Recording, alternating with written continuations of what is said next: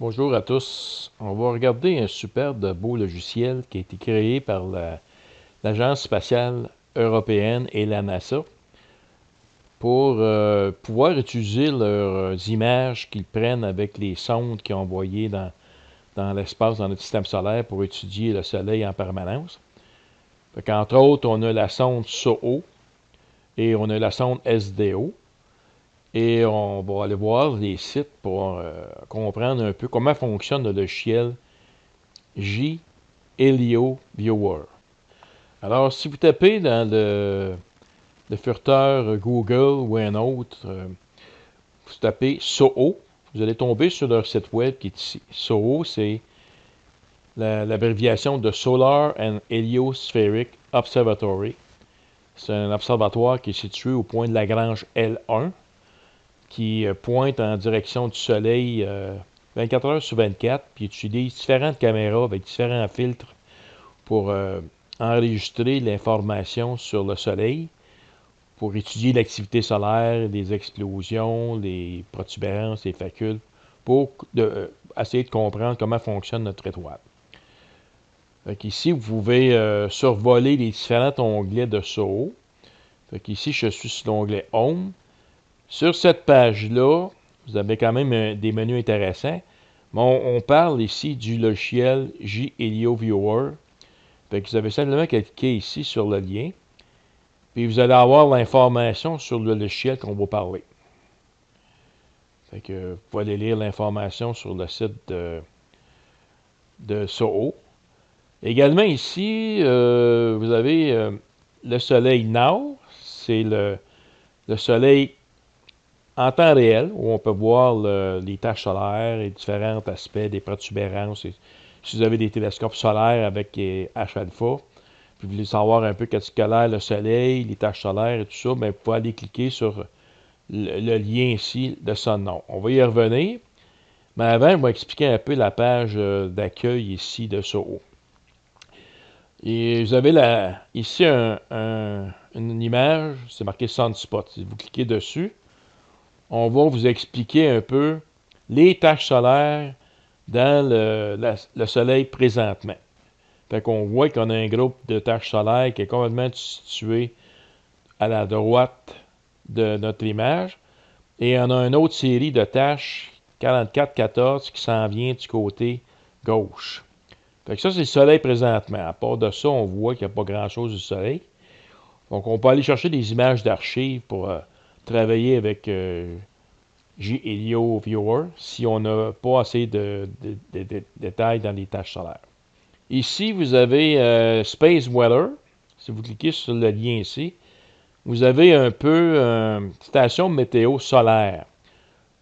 Ici, vous avez les aurores boréales. Fait que vous avez le Canada ici, les États-Unis. On voit la présence d'aurores dans cette partie-ci au moment où on se parle. Fait que si vous voulez savoir si il va y avoir des aurores un soir particulier, selon l'activité solaire qu'il y a eu, mais on va aller voir cette page-là, Space Weather, sur le site de SOHO. Puis on voit ici, il y a comme une espèce de tableau avec différentes couleurs. Actuellement, il est sur le vert. Et quand ça marque vers le rouge, mais là, à ce moment-là, on a l'activité plus instant. On le voit ici. Rouge, là, c'est très fort. Jaune, c'est haut. Médium, c'est vert. Puis l'eau, il n'y a pas beaucoup d'activité. Fait que c'est certain, si on voulait avoir des orages magnétiques, si on voit des aurores boréales, il faut regarder vers le jaune ou encore mieux vers le rouge. Souvent, on a des alertes sur des listes astronomie qui nous informent il va y avoir une grosse activité d'aurore le soir et c'est le temps de sortir, l'observer ou le photographier. Si vous cliquez ici sur l'onglet Data Archive, vous allez avoir dans ça des informations sur des images, des archives, mais il y a une partie ici qui est intéressante, c'est les comètes SOHO. Si vous cliquez sur ce lien-là, on voit souvent dans les caméras LASCO C2 et LASCO C3, on voit des fois des comètes qui se dirigent vers le Soleil ou périhélie. Des fois, on les voit apparaître qui deviennent de plus en plus brillantes, mais également, il y a des fois qu'on les voit disparaître, qui se vaporisent en passant trop proche du Soleil. Fait que ça, vous avez beaucoup d'informations ici. Vous pouvez même utiliser images de SOHO pour faire de la recherche de nouvelles comètes.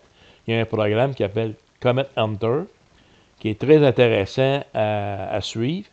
Vous pouvez faire vous autres même vos propres découvertes des comètes qu'on peut voir dans les caméras LASCO de SOHO. Et le logiciel J-Helio Viewer, il est très, très, très pratique pour ça. Il faut faire la recherche de comètes autour du Soleil. Je vous invite à cliquer sur les différents onglets ici, à aller lire l'information si vous voulez en apprendre beaucoup sur le Soleil, le fonctionnement des caméras, des sondes, de la sonde SOHO et tout ça. C'est vraiment intéressant. On va revenir à l'onglet Home, puis on va cliquer ici sur Sun Now. Ça vous donne exactement des informations sur les images du Soleil actuellement. Fait que si on veut voir notre Soleil, ici, vous avez différentes longueurs d'onde. C'est en angstrom. Fait que ça, c'est les caméras qui utilisent des filtres spéciaux centrés sur des longueurs d'onde. Ici, c'est 171 angstrom. Ici, c'est 195 angstrom, 284 angstrom. Ici, vous avez le H-alpha, 304. Vous avez les caméras ici, qui sont des coronographes. Vous avez l'ASCO C3. Ça, c'est pour voir les comètes arriver. On voit le fond du ciel avec des étoiles.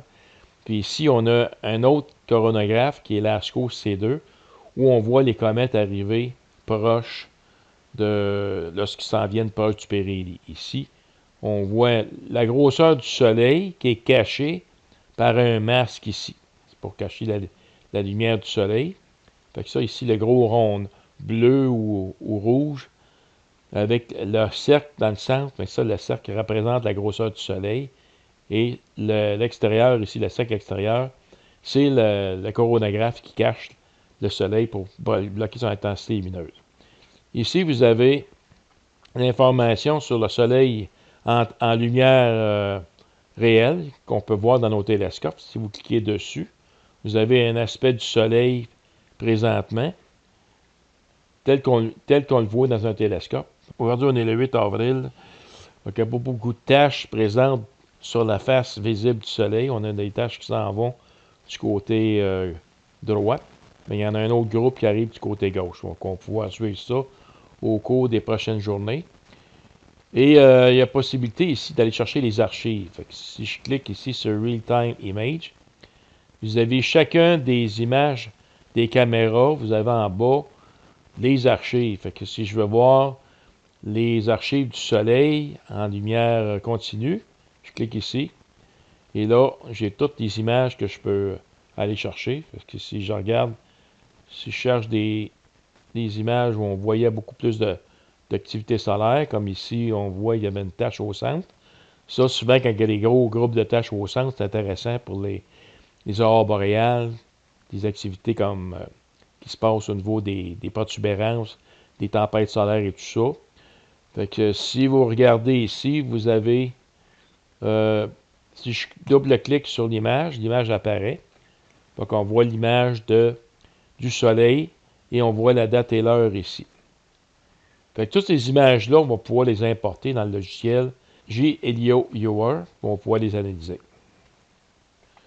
Sur ma page web où j'explique le logiciel J-Helio Viewer, j'explique ces filtres-là, à quoi ils servent et quels sont les meilleurs filtres selon différents détails. Exemple, pour les comètes, on va utiliser les images de l'ASCO C2 et C3.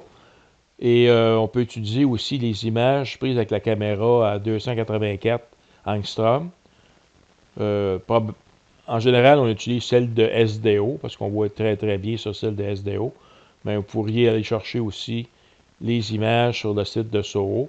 Puis on va se servir aussi pour les protubérances de cette longueur d'onde-là, des images EIT ou AIA de SDO, avec la longueur d'onde 304 angstrom. Fait que ça, c'est les images qu'on va aller chercher sur les sites de SOHO et SDO. Fait que ici, vous avez le site SDO où vous avez toutes les images prises par les caméras AIA avec les longueurs d'onde attitrées de la sonde Solar Dynamic Observatory. Fait que toutes les longueurs d'onde ici, les différents filtres sont expliqués sur mon site web, qu'est-ce qu'ils vont chercher. C'est intéressant d'aller voir le site. Ici, vous avez la lumière visible. Ça nous montre aussi le soleil en temps réel, tel qu'il est présentement, avec l'information de la date et l'heure ici. On a également l'information de différents taux filtres. Fait que chaque filtre va chercher des caractéristiques spéciaux. Comme ici, on voit des grosses taches noires. On appelle ça des trous coronaux. Il y a également ici les facules. Les petites taches blanches ici, c'est les facules. Ça, c'est des zones plus chaudes proches des taches solaires. On a ici les protubérances solaires.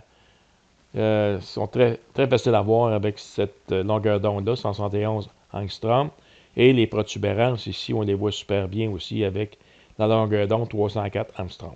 Fait que ça, on va tenir en compte la longueur d'onde des filtres parce qu'on va avoir besoin de savoir ces informations-là pour importer les images dans le logiciel. Maintenant, vous procurez le logiciel JHelio Viewer. Bien, vous faites simplement entrer JHelio Viewer Software dans le furteur de Google Chrome, puis vous allez tomber sur cette page web ici. Si vous cliquez sur Home, vous allez avoir toute l'information sur le logiciel, qu'est-ce qu'il fait. Puis si vous voulez le télécharger, vous cliquez ici sur Download. Et tout dépend de ce que vous utilisez. Si vous utilisez un ordinateur Mac, vous allez chercher ce lien ici. Puis si vous utilisez un ordinateur sur Windows, vous allez cliquer sur Windows ici. Une fois que vous avez installé le logiciel, vous allez avoir une fenêtre qui ressemble à ceci. On va le voir en détail dans les prochaines vidéos. Je vous encourage d'aller voir sur YouTube en rentrant ici dans l'outil de recherche Hello Viewer Tutorial. Il existe une version du browser sur Internet. Moi, ce que je vais parler, c'est le logiciel.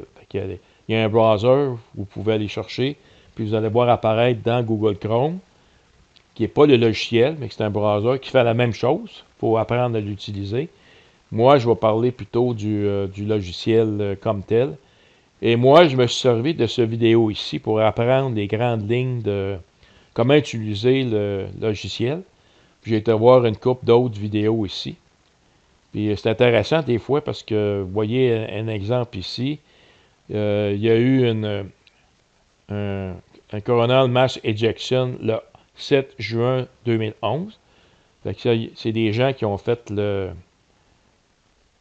voyez-vous ici, le phénomène qui est arrivé. C'est énorme explosion de masse de couronne, dans la couronne. Et ça a été fait avec le logiciel JHelio Viewer. Fait que voici l'interface du logiciel comme tel. On va passer à travers les différents onglets, les différentes fonctions du logiciel. Fait qu'au départ, vous avez une fenêtre qui apparaît un peu comme ça ici. Vous avez des fenêtres qu'on n'utilisera pas. Comme ici, vous avez Timeline, vous avez une petite flèche ici, vous pouvez cliquer dessus, on s'en servira pas. Également, cette partie-ci, là, on n'aura pas à regarder ça parce que c'est plus pour les professionnels. Et on va ici décocher Switch Event. On va... là, vous voyez, vous n'avez aucune base de données. Vous avez un petit menu ici. Comme là, on voit au centre une mire. Cette mire-là, c'est le grid ici. Fait que si vous voulez l'enlever, vous cliquez dessus. Et elle disparaît. À chaque fois que vous avez ici, dans la couche qui est ici, vous avez des différentes fonctions. Si vous cliquez dessus, il y a un menu spécifique à cette fonction-là qui apparaît. Comme ici, le grid qui apparaît, mais vous pouvez le modifier à votre guide. Si vous changez des paramètres ici, vous voyez, ça va changer ici. Tous les paramètres ici que vous voyez, vous pouvez les modifier à votre guise. Fait que si je veux enlever des choses ici, j'enlève l'axe de rotation du soleil. Ici, j'ai le label, les chiffres qui apparaissent ici. Fait que si je clique sur la petite coche, ça les enlève ou ça les met. Le viewpoint, on a différents aspects. Dans le fond, c'est d'essayer de jouer avec, de regarder ce que ça fait. Carrington, c'était la rotation. Viewpoint. Et ça, si vous voulez l'enlever, simplement vous le décochez. Comme ça ici. Maintenant, ici, vous avez dans cette fenêtre-là, pour l'instant, on va ici le mini view. Vous allez voir quand on a plusieurs couches. Si j'utilise l'exemple des images de l'ASCO C3 avec des images de juste du soleil, là, que ce soit en différentes longueurs d'onde, bien, vous allez avoir ici deux aspects différents, un grand champ et un petit champ. Et ça va vous montrer un peu l'aspect que ça va donner. Fait que, on va le laisser là pour l'instant, mais si vous voulez l'enlever, on l'appelle mini view. Il faut simplement vous le décocher. Là, il disparaît. Il y a également timestamp qui est très pratique. C'est que timestamp ici, ça vous permet de voir la date et l'heure de l'image. Fait que moi, je le laisse tout le temps parce que ça m'aide beaucoup à savoir dans, dans quelle période de l'année a été prise l'image et quelle heure. Surtout pour les comètes ou les activités du soleil. Fait que c'est bon de le laisser là. Encore là, si vous cliquez ici, timestamp, mais vous avez ici une petite barre qui apparaît. Puis vous pouvez déplacer la barre pour la mettre d'où vous voulez. Fait que si je clique ici, je peux mettre d'autres informations. Ici, j'ai la distance au soleil. Field of view. Fait que Field of view, on l'a ici. C'est le champ qu'on voit dans l'image. Fait que si vous ne voulez pas l'avoir, vous le décochez, simplement. Fait que, encore là, il s'agit de jouer avec pour savoir un peu comment fonctionnent les différentes onglets ou les paramètres du logiciel. Ici, vous avez des différentes fonctions lorsqu'on va avoir des images, qu'on va voir tantôt. Puis également, ici en bas, vous avez de l'information sur les images qui peuvent vous être utiles. Le premier onglet ici, on voit une petite barre qui défile. Ça, c'est pour voir défiler les images, pour faire un peu bouger des images entre elles. Il y a possibilité d'y mettre des différentes images de différentes prises par les sondes à différentes longueurs d'onde, puis les faire superposer. Puis on va pouvoir voir les menus qui vont apparaître ici pour pouvoir jouer sur le contraste, la luminosité, la transparence, pour voir les détails d'une image particulière par rapport à une autre. Vous allez voir, c'est super intéressant. Ici, vous avez la date et l'heure. Fait que pour la date du début, c'est le format est année, mois, jour avec le T pour le temps. C'est 0 24 heures. Fait que ici, j'ai 17h44 minutes et 31 secondes. Même chose le deuxième ici, qui est la date de fin. Il y a également un petit calendrier que vous pouvez faire ici. C'est ici, supposons qu'on clique sur le calendrier, puis je vais avoir du 10 mars. Si je vais cliquer sur le 25 de mars, je clique ici, là. Je clique le 25, et là, la date du 25. Assurez-vous que ça ici, ce soit les bonnes dates, parce que souvent, c'est facile à se mêler. Fait que si je clique sur le calendrier, puis je pense d'avoir cliqué sur la bonne journée, il faut vérifier ici si j'ai vraiment la bonne journée. Ensuite, on va aller chercher une base de données d'images. Fait que ça ici, vous avez la petite flèche ici. Et là, vous avez différentes sondes que vous pouvez aller chercher les bases de données. Mais il faut faire attention parce que des fois, comme ici, j'ai SDO. Si je sélectionne la base de données 171 angstrom, les images de la caméra à 171 angstrom, je double-clique dessus. Et là, ici, les images se sont enregistrées. Ici. Là, il faut cliquer sur le petit bouton synchroniser ici, parce que c'est possible d'aller chercher d'autres images. Exemple, si je veux chercher des images dans Continuum, c'est-à-dire que c'est seulement que les images visibles. Je clique ici sur Continuum, double-clic.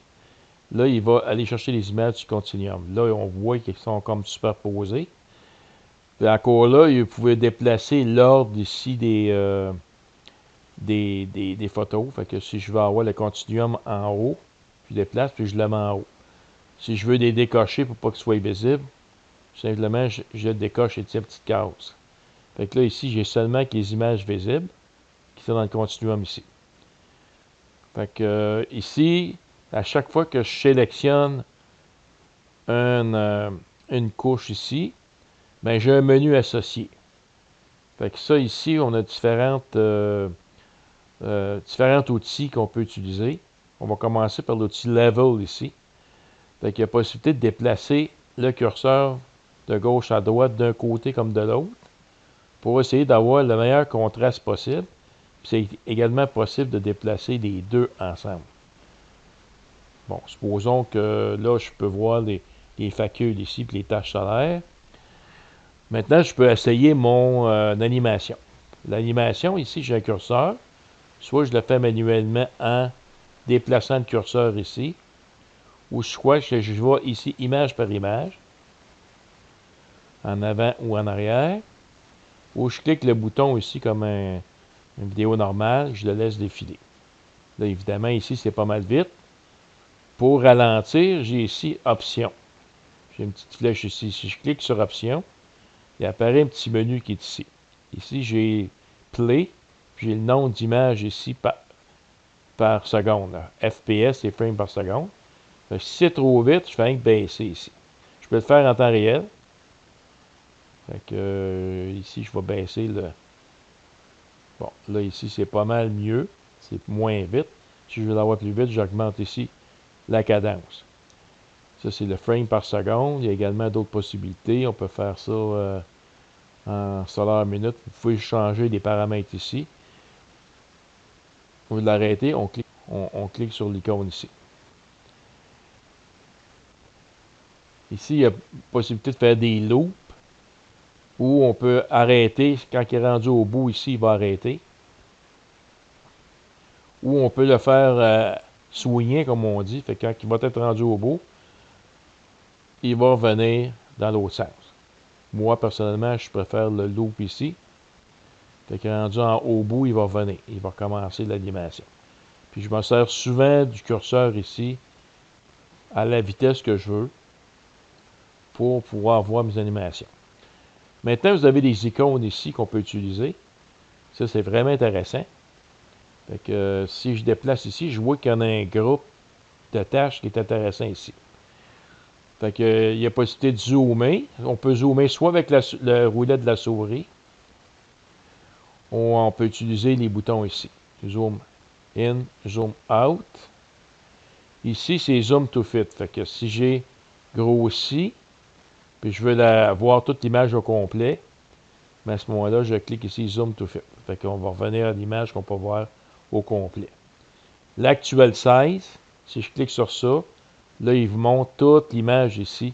Ça, la petite image qu'on voit ici, c'est simplement c'est le mini view ici. C'est que si je l'enlève, si je décoche ici, je le mets ou je l'enlève. Ça ici, je vais l'enlever, celui-là, je vais le décocher. Je vais regarder seulement que ceux-là. Fait que là, je suis avec la couche de la lumière visible. Ensuite de ça, ici, j'ai des boutons Reset. Fait que ici, on va revenir tantôt. Pan, ici, ça me permet de déplacer l'image. Quel que soit le grossissement, je peux déplacer l'image où ce que je veux ici. Rotate, on va remettre l'actuel Zoom to Fit. Rotate, ce qu'on peut faire, c'est qu'on peut tourner certaines images. Il faut cliquer sur Rotate. On peut la tourner dans tous les sens.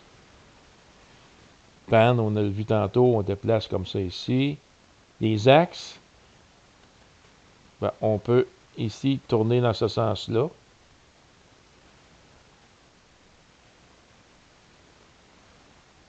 Ou dans ce sens-là ici. Ici, tracking, ça c'est vraiment intéressant. Je vais revenir cliquer sur Reset ici. Reset les axes, puis Reset les views. Et on va aller voir ici le groupe qui est là. Je vais grossir. Fait qu'on voit un groupe de tâches ici. Normalement, si je clique sur ça ici, c'est la rotation. Là, ce que je peux faire, c'est que je peux tracker la tâche. Fait que ce que je fais, c'est que je clique un coup dans mon image du groupe de tâches, puis je vais cliquer sur Tracker ici. Puis regardez bien ce que ça fait. Ça nous permet de voir tout ce qui se passe comme changement à l'intérieur de notre période qui est ici.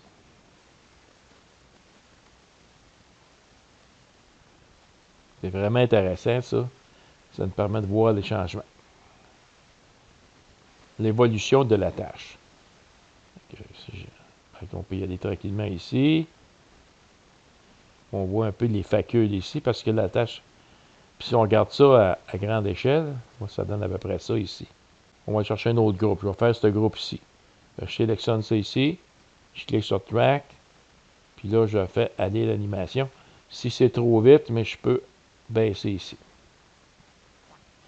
Et je peux grossir.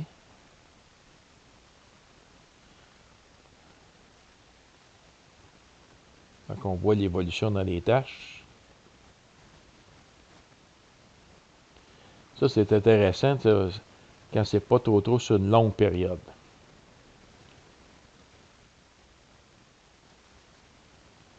Vous voyez, là, c'est vraiment intéressant comme effet. Ensuite, je vais ramener ça comme c'était. Ici, Multiview, si j'ai plusieurs images ici, plusieurs bases de données d'images, comme là, ici, j'en ai deux. Avec Multiple View, ça montre les deux séparés, avec le timestamp de chacun ici. Là, ici, c'est comme superposé. Là, pour voir les différences, ici, c'est ces boutons-là. L'opacité, on peut jouer avec l'opacité. Évidemment, on met la couche qu'on veut utiliser pour voir. Ici, j'ai la couche. Ici, je vais enlever la couche ici. C'est seulement que la couche avec la longueur d'onde 171 angstroms. Ici, c'est le continuum. Autrement dit, c'est le visible. Si j'enlève la 171 angstroms, c'est l'image du visible. Et on voit qu'on peut voir à travers ici. Si je prends la couche de 171 angstroms, puis je vois la tache solaire en arrière, maintenant on peut jouer avec le contraste ici, le blend. On peut jouer avec l'opacité. Voyez-vous ici, je vois apparaître les tâches, puis je vois en même temps l'activité du filtre de 171 angstroms. Je peux jouer avec le contraste ici comme je veux. Et là, je peux animer tout ça. Et si je veux voir qu'est-ce qui se passe dans la tâche particulièrement, là, je vais cliquer ici, je vais mettre le tracking. Et là, je peux voir l'évolution ici dans la tâche des protubérances. On va y aller ici, on va aller... on peut augmenter la cadence ici en changeant le frame rate. Bon, ça c'est...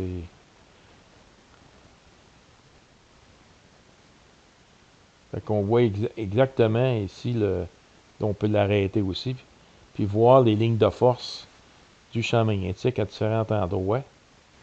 On a toujours la timestamp ici qui permet de savoir la date et l'heure. Et on a notre mini-view qui est ici. Fait qu'on voit ici, il y a un transfert de matière entre les deux tâches qui est ici, parce qu'il y a énormément d'activité magnétique autour des tâches solaires. Alors ici, je viens d'entrer une nouvelle fourchette de date pour les plus récentes. Aujourd'hui, on est le 11 avril 2026. J'ai été chercher des images entre le 7 avril et le 11 ici. Et j'ai fait le refresh de la base de données. Normalement, il va chercher à peu près 93 à 97 images.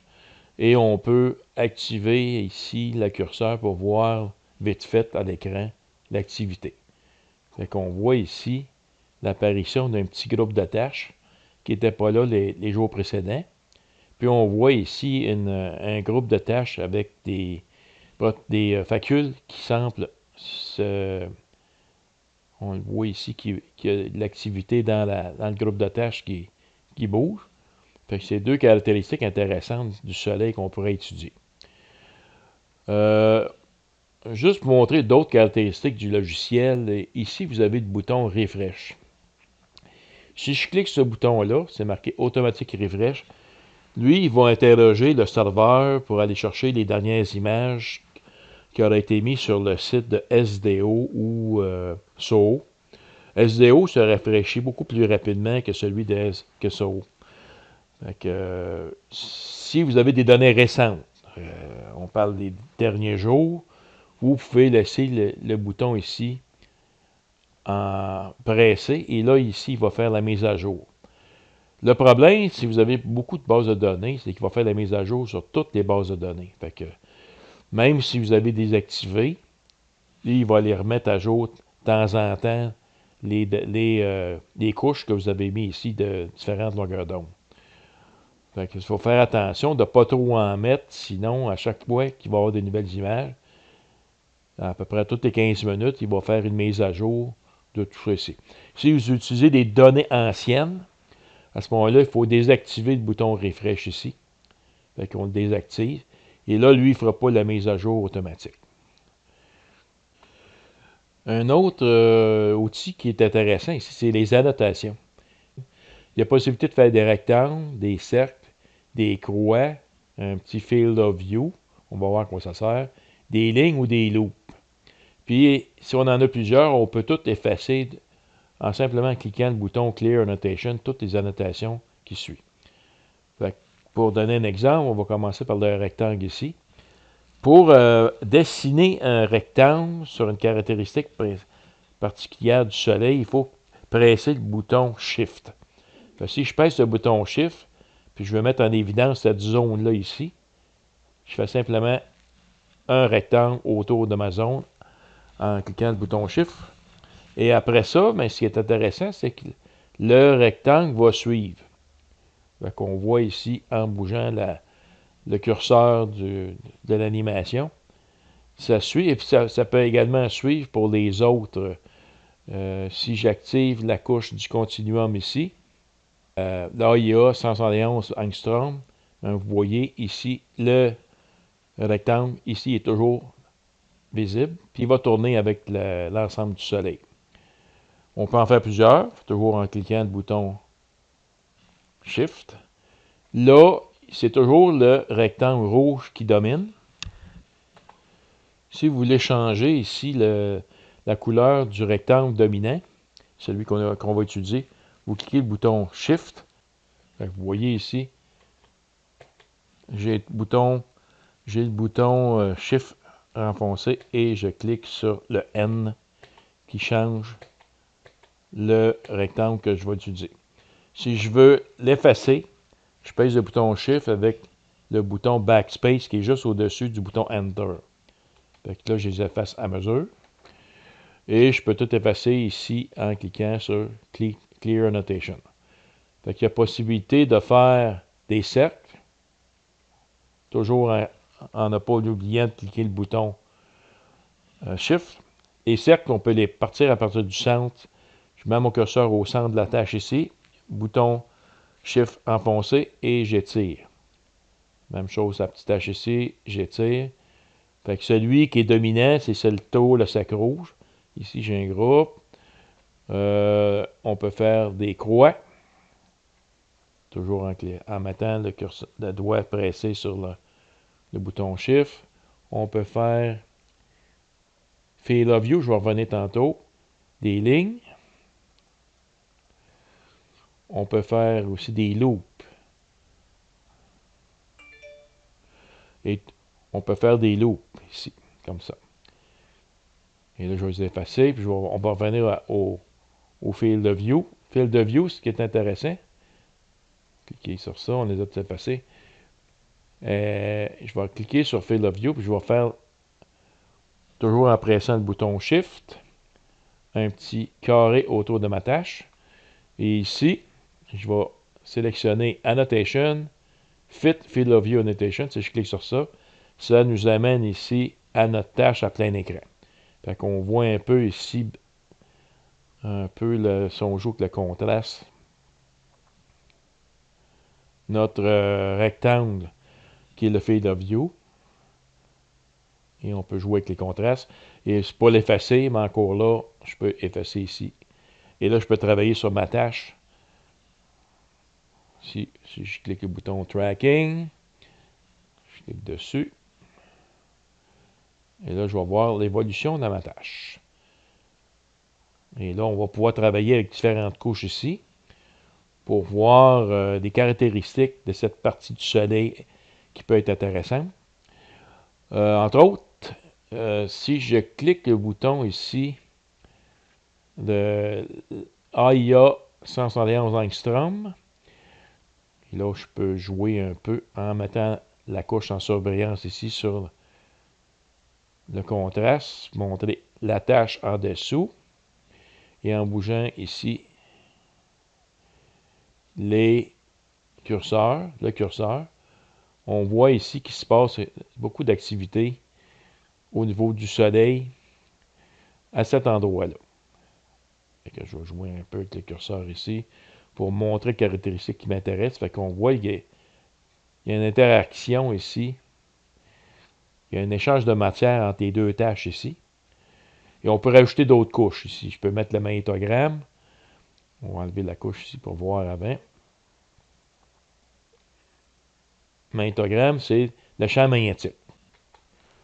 Ce qui est en blanc ici, ça représente le pôle nord magnétique, puis ce qui est en noir, ça représente le pôle sud magnétique. Fait qu'on va remettre la couche ici, champ magnétique. On va voir qu'est-ce qui se passe au niveau de la couche magnétogramme. On peut ajuster un peu plus la couche de magnétogramme pour la faire ressortir. Fait qu'on on peut jouer ici avec les curseurs, l'opacité. Fait qu'on voit ici un peu plus les parties ici du pôle nord magnétique. On voit un petit peu des taches en arrière-plan. Et on va faire sortir un petit peu plus la couche ici des protubérances. C'est pour mieux les voir. On peut jouer ici, à peu près comme ça. C'est à vous de juger quoi faire. Fait qu'ici, en bougeant un peu les curseurs, on voit ici qu'il se passe de quoi. Il y a beaucoup plus de protubérances dans ces parties-là ici. C'est ça qui est intéressant parce qu'on est en train de voir l'apparition d'une tache solaire. Il y a beaucoup d'activités qui se développent dans la partie de la tache solaire qui est intéressant de découvrir avec les différentes couches. Quand on fait le... Je vais revenir ici en enlevant ça. Si on regarde le magnétisme, voyez-vous ici au niveau du champ magnétique, là, il y a beaucoup d'interactions qui se produisent. Là. On va augmenter un peu plus la tache solaire ici. C'est plutôt ici le magnétogramme que je vais enlever. Là, il n'y a rien. Ici, on voit l'apparition de la tache solaire. On va jouer avec les curseurs ici. On voit un petit peu la tache solaire en arrière-plan. On voit des ondes magnétiques ici en blanc et gris noir. Là. Puis on voit rien ici. Puis là, il se passe quelque chose. C'est dans cette partie-là ici. Et on voit l'apparition de la tache ici. En quelques... Si on enlève le tracking, on peut voir ici, avec le temps, ici, on a le timeline ici. On peut voir dans combien de temps ça s'est développé tout ça. Et on peut toujours jouer avec le curseur ici pour zoomer et dézoomer. Fait qu'on voit beaucoup de développement dans cette partie-là. Normalement, quand on met à jour les bases de données selon la fourchette d'heure ici et de jour, on clique le bouton synchroniser, il va nous afficher à peu près 90-97 images. Mais c'est possible d'aller chercher plus d'images pour une caméra particulière. Si je désactive ici le magnétogramme, si je clique ici le continuum, qui est la lumière visible, je vois que j'ai 93 images dans ça. Si je veux augmenter le nombre d'images, double-clic sur la couche, ici. Vous pouvez faire la même chose avec les autres. Bien, vous pouvez double-cliquer sur la couche. Là, il apparaît un menu. Assurez-vous que vous avez les bonnes dates ici. Puis, vous avez le bon filtre ici. Et ici, vous avez Time Step. Par défaut, lui, à toutes les 30 minutes, il sort une image. Mais on a possibilité d'aller chercher les images à toutes les heures, à toutes les secondes, à toutes les minutes. Tout dépend de la fréquence que la sonde apprend des images. L'idéal, c'est d'aller chercher toutes les images. Fait que vous allez avoir, quelle que soit la fréquence de prise des images, vous allez avoir toutes les images ici. Vous sélectionnez. Vous vous assurez que vous avez les bonnes dates et heures ici, qui devaient correspondre. Là, j'ai le 9 avril, ici, avec 15h42. On est pas mal dans la même fourchette de temps. Cliquez le bouton Change ici. Et là, vous voyez, il fait la mise à jour ici. Et là, vous allez voir ici le nombre d'images qui va changer. Puis vous allez voir ici la bande bleue qui peut se déplacer. On va laisser charger le logiciel des nouvelles images. On va revenir. Bon, ici, des fois, il y a une fenêtre qui s'ouvre qui vous donne d'informations. Fait qu'il faut lire l'information. Fait qu'ici, il vient m'indiquer que la cadence de l'image va changer parce que je viens de changer le nombre d'images ici. Et simplement, vous lisez l'information, vous cliquez sur Close. Et là, maintenant, je suis rendu à 1000 images. Fait que vous voyez ici qu'il est en train de charger des nouvelles images. On voit que ça change ici. Puis on voit changer ici. Là, j'ai mis le mode tracking. Puis on voit le changement d'écran ici de toutes les images qui sont en train de s'afficher. Fait qu'il faut être patient parce que ça prend quand même un certain temps ici. Vous voyez le curseur, il avance pas vite. Fait qu'on va attendre de tout avoir téléchargé des 1000 images. Après ça, on va pouvoir travailler avec le logiciel. Alors voilà, on a nos 1000 images ici. Et là, si on joue avec le curseur, on a beaucoup plus de précision dans l'évolution de la tâche ici. Si je grossis, puis on regarde ce qui se passe avec les 1000 images, fait qu'on voit toute l'évolution de la tâche ici durant cette période-là. C'est vraiment fascinant à suivre. Et là, si je peux rajouter des autres couches en arrière, on va jouer un peu avec le contraste ici. La capacité. Fait que on voit la tâche ici qui se forme. On voit ici les champs magnétiques. Fait que on voit qu'il se passe beaucoup de choses au niveau ici, dans cette partie-là du soleil. Il y avait comme une espèce de volcan, si on peut dire, de matière. Et si j'ajoute maintenant la couche de protubérance, avec le 171 angstrom de SDO, on peut voir ici il y a beaucoup d'activité au niveau des protubérances qui se produit. On voit qu'il y a un pont de matière ici entre les pôles positifs et négatifs, là, ou le pôle nord et le pôle sud ici. Et on voit ici qu'il y a un pont de matière entre les deux, au niveau magnétique, parce que c'est ici, où il y a des taches solaires, il y a énormément d'activité magnétique. Et c'est ça qui est intéressant à suivre. Puis on peut voir l'apparition de flare ou de CME, de Corona Mass Ejection. Ça, on le verra avec les caméras d'ASCO. Et c'est ça qui est fascinant.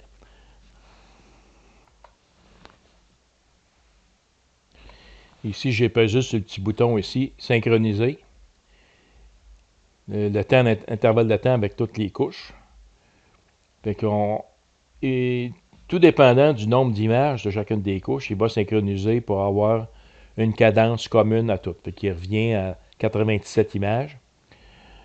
Et encore là, à chaque fois qu'il fait une synchronisation, mais il faut désactiver les couches qu'on n'a pas besoin, en simplement décochant ici la petite flèche. En décochant ici la case de chacun des couches.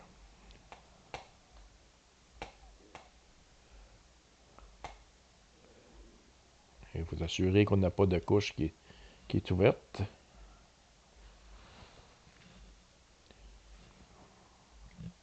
Fait qu'ici, j'ai mis simplement les deux couches magnétogramme et la couche de continuum, qui sont les taches solaires. Et on va voir l'interaction entre les deux. Puis on voit le noir ici, les gros points noirs, c'est l'apparition des taches. Fait qu'il y a énormément d'activité. On voit une espèce de bouillon ici. Maintenant, la partie la plus intéressante du logiciel, c'est de créer de vidéo. C'est quand même assez simple. Vous avez le petit bouton rouge ici, c'est marqué Record Movie. Fenêtre ici. Vous avez ici la petite case au bout d'options qui permet d'activer la fenêtre ici du nombre d'images par seconde. Et vous avez possibilité de faire, ici c'est One Loop, vous avez des screenshots, puis vous avez Unlimited. Fait que ça, c'est la partie Record, c'est la partie enregistrement. Fait que si vous voulez faire des photos, comme exemple, je veux faire une photo de cet écran-là, je le coche ici, Screenshot, puis à chaque fois que je pèse ici sur le bouton, il prend une photo. Là, il affiche à l'écran un répertoire. Vous pouvez cliquer dessus. Ça vous amène dans le répertoire où il y a mis l'image. Fait qu'ici, vous avez le C-User, Denver pour mon nom, YoViewer, puis vous allez avoir dans le dossier Export vos images puis vos vidéos. Si vous allez ici avec le... Vous avez le gestionnaire de fichiers, vous allez dans le C, vous allez dans Utilisateur, vous allez probablement avoir votre nom, et vous allez avoir ici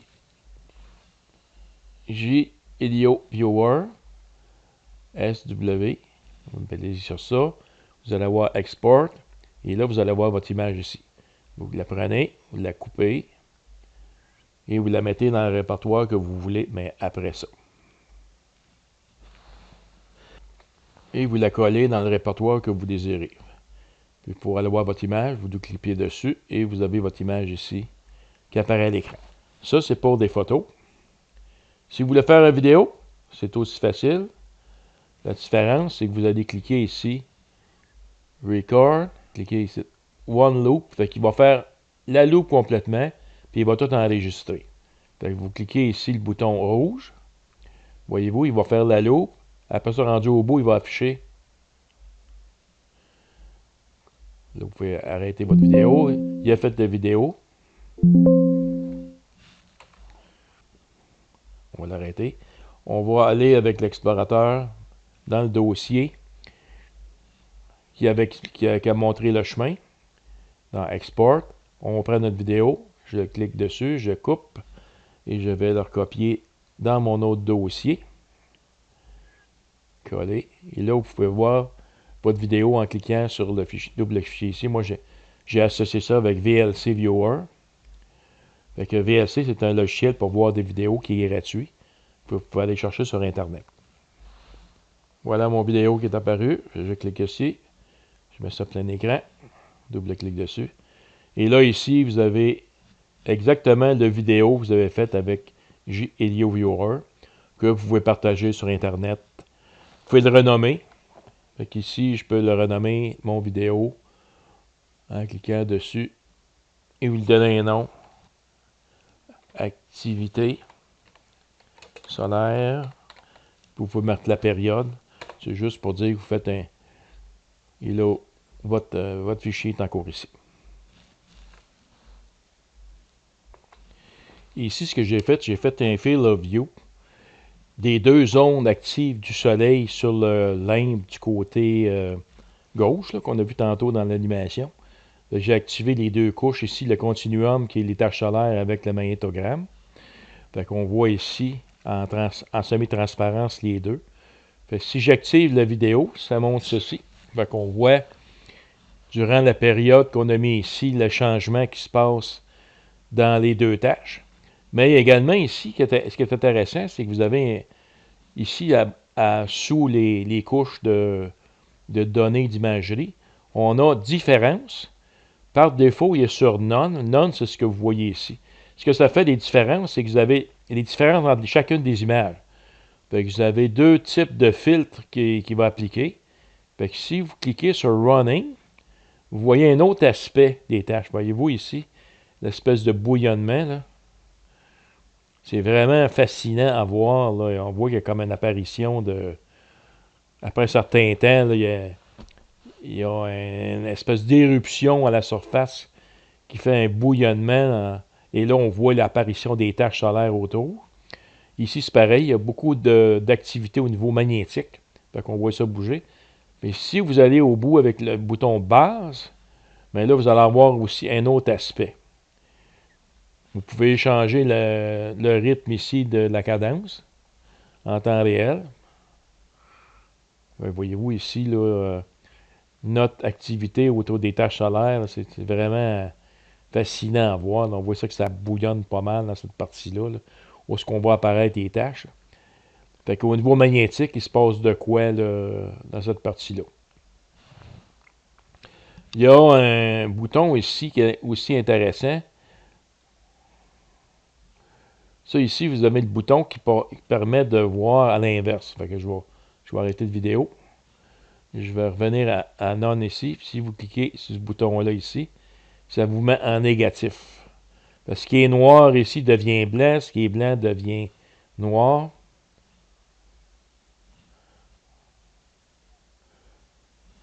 Et vous avez également ici un bouton qui permet d'aller chercher un peu plus de clarté dans votre image. Vous avez également d'autres options pour changer l'apparence de l'image, des couleurs. Là. Vous avez ici la couleur, vous pouvez en essayer plusieurs. Par défaut, il prend la couleur de la couche. Fait que si vous changez ici les différentes teintes, vous pouvez avoir des teintes qui vous intéressent un peu plus. Si on revient comme c'était sur le gris. Également ici, vous avez des channels. Fait que si vous décochez ici des cases, mais c'est channel RGB, c'est couleurs. Les filters ici, c'est intéressant. Fait que, par défaut, il est sur None, mais si vous mettez ici sur MGN, vous voyez un autre aspect des détails à la surface. On voit ici notre explosion. Même chose au bout, c'est marqué wow, c'est comme un effet wow. Là, fait que ça fait. C'est intéressant de les essayer, ces boutons-là. Là, même chose que ceux-là, des différences ici, dans les différentes versions de votre animation. On va ramener ça sur None. Ici, vous avez More Adjustment. Vous cliquez la petite flèche.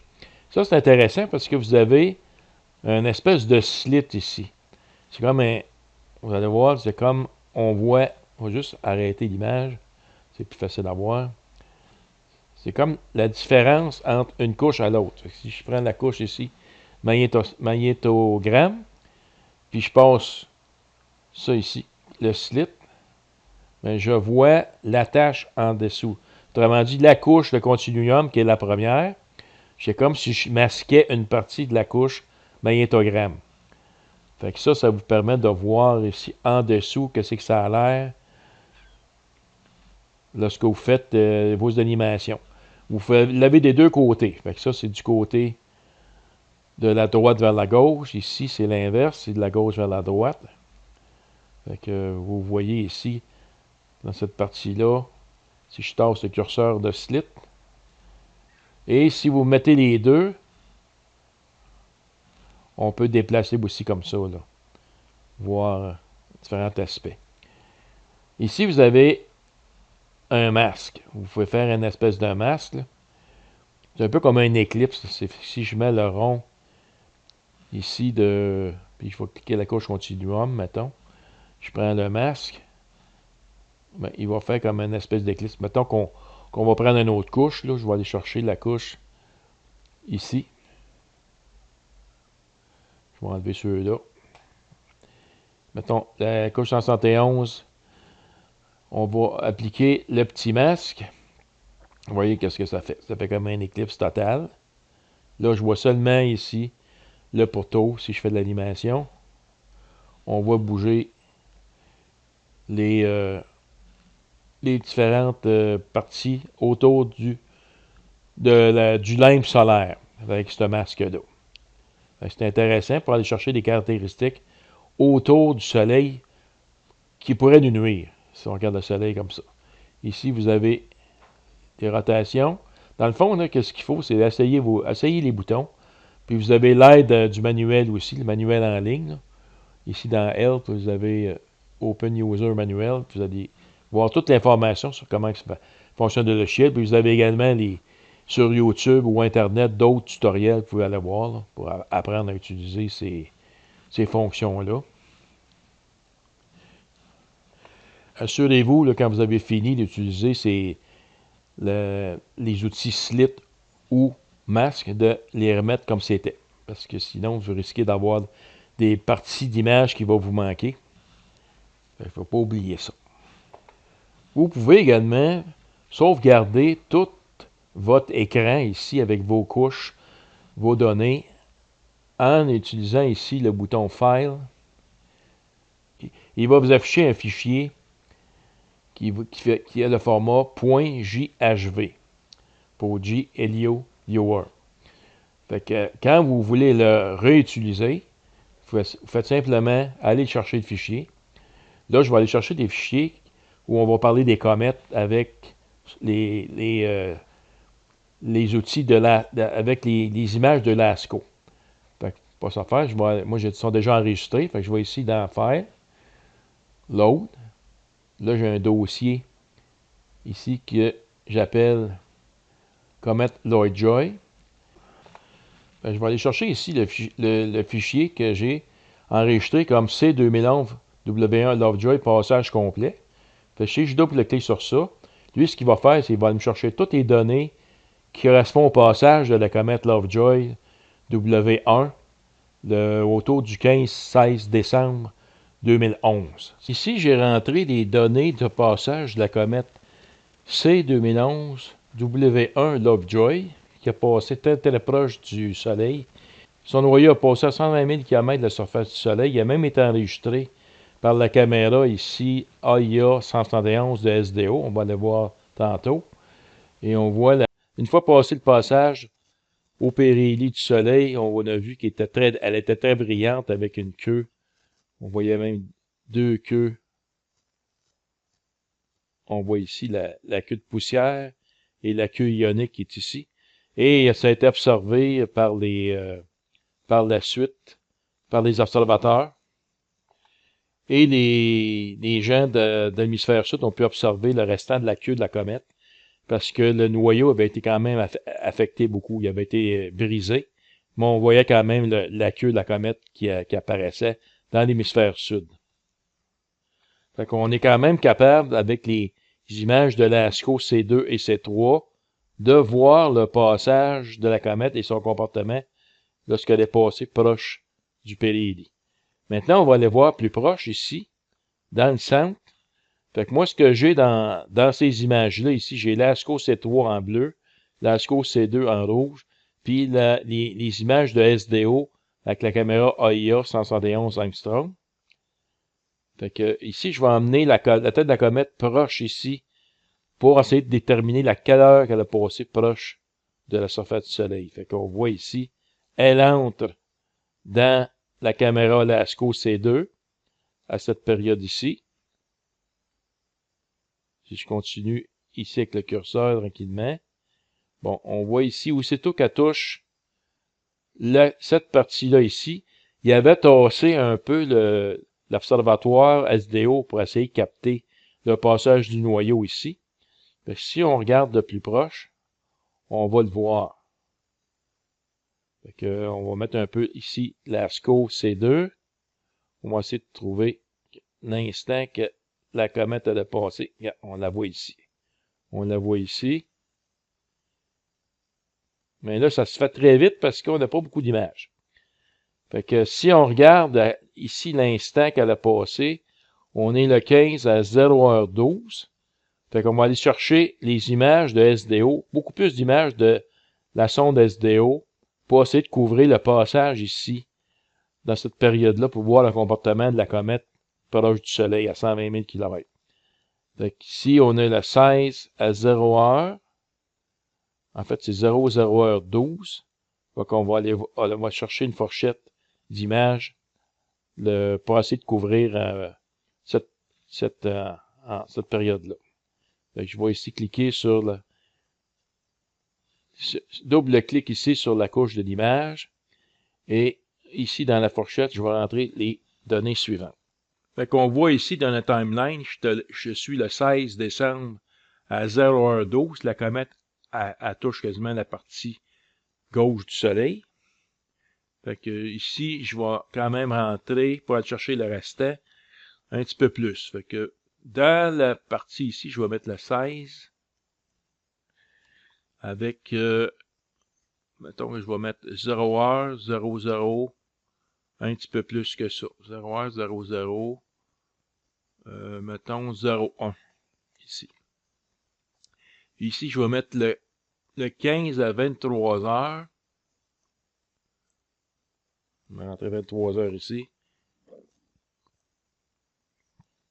Mettons 59, 00. On va aller chercher toutes les images ici. Je clique sur Get All. Change. Fait qu'ici, il est en train de charger les images. Ça doit prendre un certain temps. On va attendre qu'il recharge. Après ça, on va regarder qu'est-ce que ça donne. On avait 25 images. Maintenant, on va charger beaucoup plus d'images. Bon, maintenant, ici, j'ai mes images. Fait que je vais aller ici. On commence à la voir à ce temps-là, ici, le 15 décembre 2011 à 23h44, 35.12 TU, à temps universel. Avant ça, on la voit pas. Fait que pour aller chercher juste la période où on la voit complètement, je vais juste noter le temps. On va refaire encore la recherche d'images. Fait qu'ici, la comète, je vais aller jusqu'à temps qu'on la voit plus. Ici, on voit quand même qu'il y a des restants ici. Fait que ceux-là, je vais aller chercher des images quand même. Jusqu'à temps qu'on ne voit plus rien ici. Là, on est à peu près... On est le 16 décembre 2011 avec à 0h11:35. 0h11:35, je note ça. Et je vais aller refaire encore ma recherche ici en mettant ces heures-là.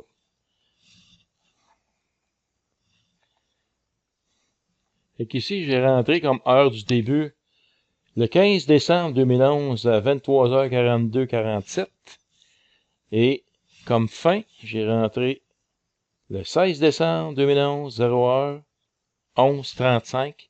Et je vais chercher toutes les images ici. Get all, ici. Get all. Change. Et là, on va attendre que toutes les images se chargent ici. On va regarder ça. Alors voilà, j'ai quand même, étant donné qu'on a raccourci la période, fait qu'on voit ici, on a le 15 décembre à 23h42 qui était mon début. Puis vers la fin, j'ai le 16 décembre ici à 0h03 à peu près.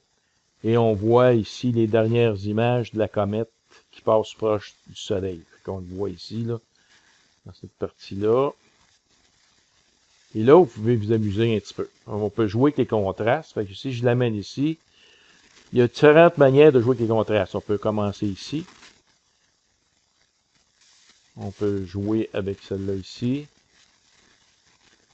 On voit qu'on peut la rendre plus sombre, plus claire. On peut jouer avec ça ici. Il y a également d'autres outils. Il y a ce petit outil ici qui permet de voir un peu mieux en cliquant dessus. Si on va à l'extrême, on voit un petit peu plus loin dans la queue de la comète ici. Et si je baisse le contraste, c'est l'inverse. Là, je vais voir seulement que la première partie. Fait qu'il faut doser. Même si on voit un peu d'interférence dans l'image, l'important, c'est de voir le détail. Je peux même y aller à l'extrême ici. On voit apparaître les fonds ici, quand même. Fait que je peux jouer avec les différents paramètres, essayer de voir. Ici, j'ai rien qu'une couche, ça ne donne rien de jouer avec tellement ces outils-là. Mais il y a quand même ici le contraste qu'on peut jouer avec. Et on peut y aller image par image. Si on y va avec ici, on peut jouer avec la vitesse des vidéos ici. Pour voir en détail ce qui se passe. On peut grossir cette partie-là ici. D'accord. Ce qui est intéressant à voir, c'est qu'est-ce qui se passe dans les lignes de force proches du Soleil. L'idéal, c'est d'y aller peut-être image par image ici ou avec le curseur. Regardez ici comment que c'est fascinant de voir qu'est-ce qui se passe dans les lignes de force avec le noyau.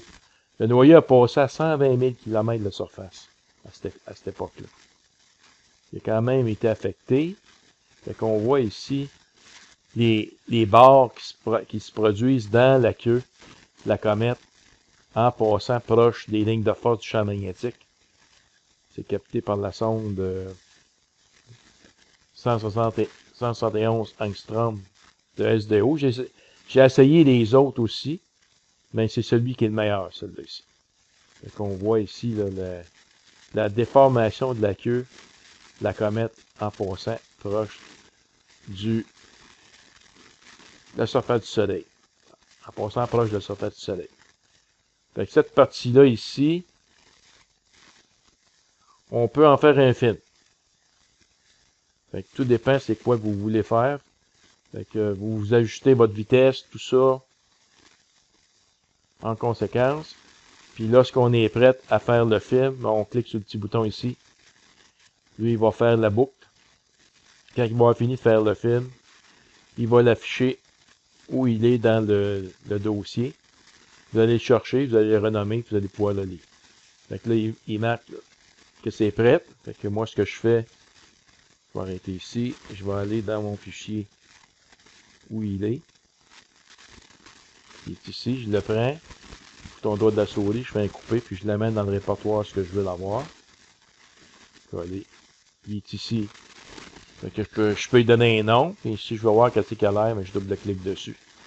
Et avec VLC, l'avantage, c'est qu'on peut jouer aussi avec les vitesses. Donc on voit ici, là.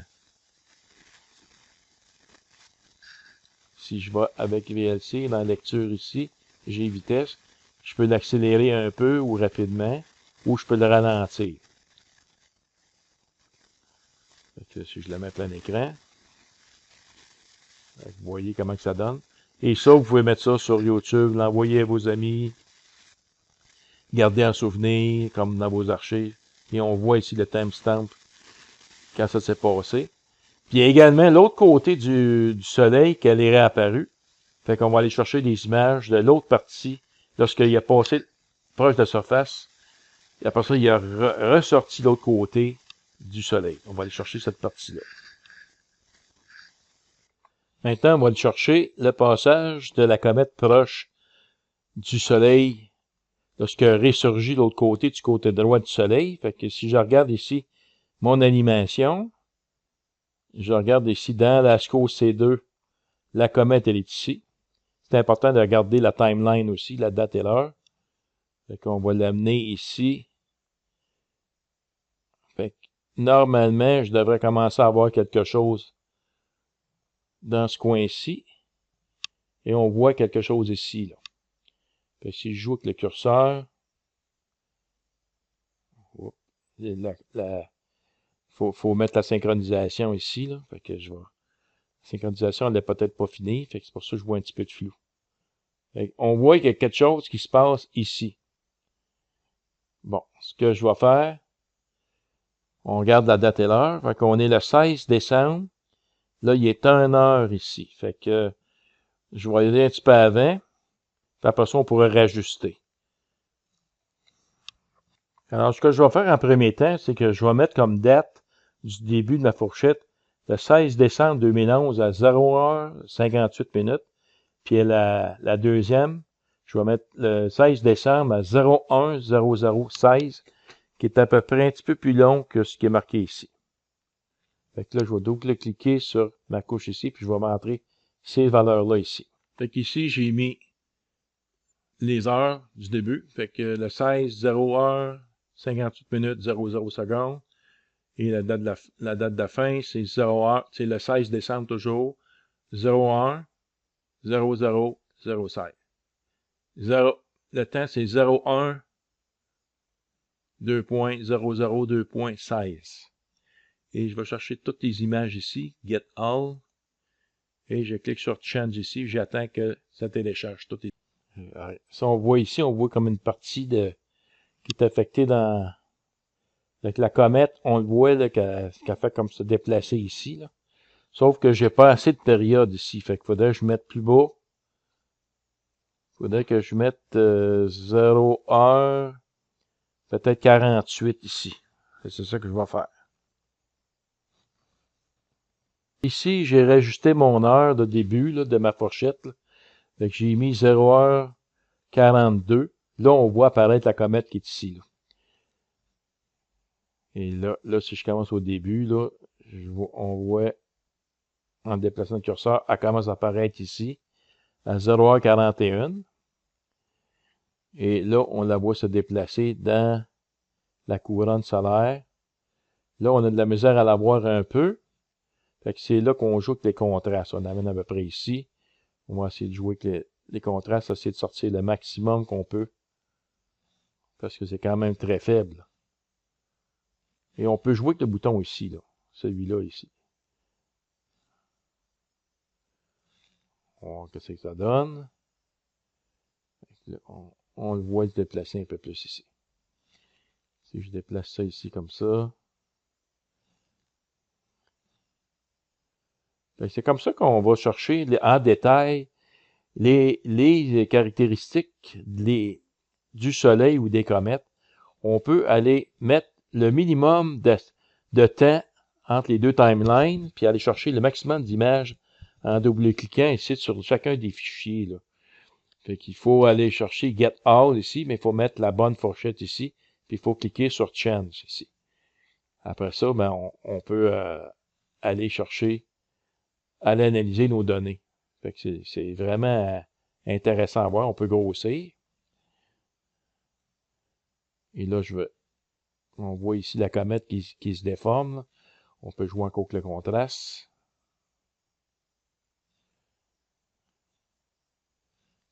On peut jouer ici avec la netteté là, aussi. Il y a un bouton Sharpen, ça c'est la netteté. En fait, c'est d'essayer tous les curseurs possibles. Là. Essayer de voir c'est quoi qui fait que on a une meilleure image ou non. On peut essayer aussi avec les boutons ici. Comme là, on la voit super bien, mais on a évidemment l'apparition de bruit de fond. Là. Ben, tu vois, on voit quand même super bien. Puis si on clique sur la Wow ici, on a une autre vision. Encore là, on peut jouer avec les contrastes. On va essayer d'améliorer ça. On va jouer un petit peu comme ça ici. On va jouer avec le curseur à l'un et après. Des fois, c'est pire, fait qu'on va ramener. On va essayer d'autres choses. On va essayer ceux-là. Running, ça, c'est les différences. Fait qu'entre chaque image, les différences qui apparaissent, on peut voir apparaître les caractéristiques. Si je clique ici dans différence, mais sur Base, on voit d'autres choses. On voit un autre effet. On la voit quand même assez bien sur ça ici. Là. Si je regarde ici ce côté-là, et on voit ici la comète, la queue de la comète est très déformée par ces lignes de force-là sur ce côté-là du Soleil. Si je reviens avec les autres en avant, ici, on voit quasiment rien. Et sur Base, bon, on voit ça ici. On voit la différence dans la queue de la comète. C'est vraiment fascinant de jouer avec les contrastes, luminosité, puis de voir ici en détail qu'est-ce qui se passe. Imaginez en temps réel, lorsque le phénomène se produit, là, je suis allé avec des archives, mais quand ça se produit en temps réel, c'est fascinant à suivre. C'est pour ça que le logiciel J-Helio Viewer est vraiment intéressant pour analyser l'activité solaire et le passage de comètes proche de sa surface. Bon, je vais ici, je vais faire une photo. Je vais juste vérifier si je suis capable d'améliorer ici un peu plus. Disons que c'est quand même bien. Fait que là, ici, ce moment-là, si je veux faire une photo, je clique sur Screenshot et je clique ici le bouton. Là, il m'affiche, la photo est ici. Je peux aller directement dessus, double-cliquer dessus et j'ai ma photo ici. Que je peux envoyer à mes amis. Et si encore là, si je veux faire un film, ben, c'est la même chose. La différence, il faut cliquer ici sur Record One Loop. On clique le petit bouton rouge. Lui, il va aller faire sa loupe au complet. Il va enregistrer à la vitesse que vous allez là votre image. Et une fois qu'il a fait la vidéo, ben là, à ce moment-là, il va, on voit ici les restants, il va vous marquer à l'écran comme quoi le fichier est prêt. Vous cliquez. Là, ici, c'est un MP4. Je double-clique dessus. Et je peux mettre ça plein écran ici sur ça.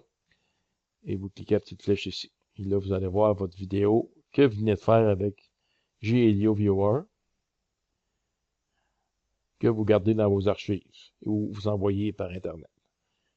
Donc, on voit la déformation de la comète ici. Et pour terminer, si je veux sauvegarder tous mes paramètres ici, mais je vais cliquer sur File, Save State As. Je peux prendre des valeurs par défaut. Je vais aller mettre ça dans mon dossier de comète ici. Et je clique ici, enregistrer.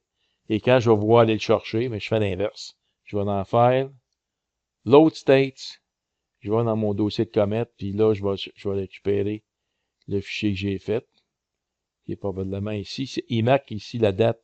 Si je mets avec le curseur, là, la date et l'heure. Fait qu'on est le 11.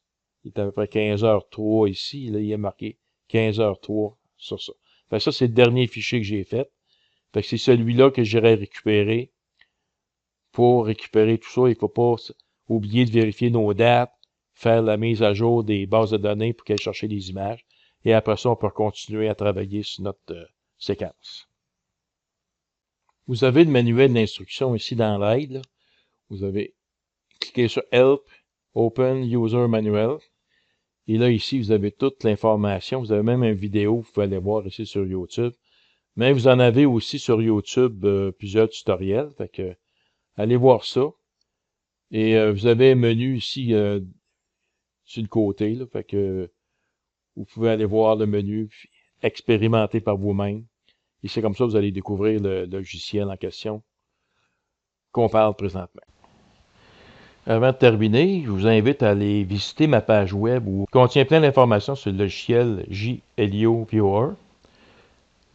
J'ai expliqué ici dans la page des différentes images qu'on prend avec les sons, puis quelles sont les meilleures images pour aller chercher les détails comme des flares, les CME, les comètes et tout ça. Fait que c'est tout expliqué en détail sur ma page web que j'ai mis dans la description. J'ai mis le lien dans la description. Fait qu'allez voir ça. Prenez le temps de regarder les détails, puis vous avez toujours les références sur les sites de SOHO et SDO.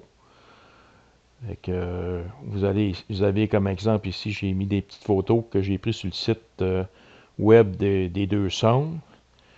J'ai fait des recherches pour essayer d'identifier les informations, là, comme ici le filtre AIA 193, ça donne quoi, lui? Qu'est-ce qu'on va chercher avec ce filtre-là? Fait que j'ai fait des petits tableaux que j'explique dedans. Ici, on voit les protubérances avec le filtre 304 angstrom. On a encore des protubérances avec le filtre 171 angstrom. Ici, on va détecter les trous coronaux avec ce filtre-là, le 211 angstrom. Ici, on peut détecter des flares. Ici, des flares, c'est des endroits qui viennent extrêmement brillantes sur le soleil. Fait que, allez visiter ça. Ici, on a les facules dans les longueurs d'onde de 1600 angstrom à 1700 angstrom. On a ici des combinaisons de filtres. Ceux-là, je ne les ai pas trouvés, par contre, des bases de données. Mais j'ai quand même mis l'information ici. Là. Fait que, allez voir ça. Prenez le temps de lire. Puis vous allez apprendre à jouer avec. Surtout, expérimenter. Fait qu'ici, on a les filtres visibles, les HMI. On a ici des filtres Doppler qu'on a sur le site. Puis à la fin, je vous explique le logiciel. Puis vous allez retrouver cette vidéo-là à la fin. Fait que je vous souhaite... prenez le temps de regarder ça. Prenez le temps d'expérimenter. Amusez-vous. Allez lire sur le sujet. Puis vous allez découvrir combien c'est fascinant d'explorer l'activité solaire. Puis surtout suivre les comètes lorsqu'elles passent proche du Soleil. Puis on ne sait jamais le comportement qu'ils ont. Puis s'ils réussissent à passer le périhélie, mais des fois, on peut avoir des surprises, comme dans le cas de la comète Lovejoy. Fait que je vous souhaite un bon apprentissage, puis merci de votre attention.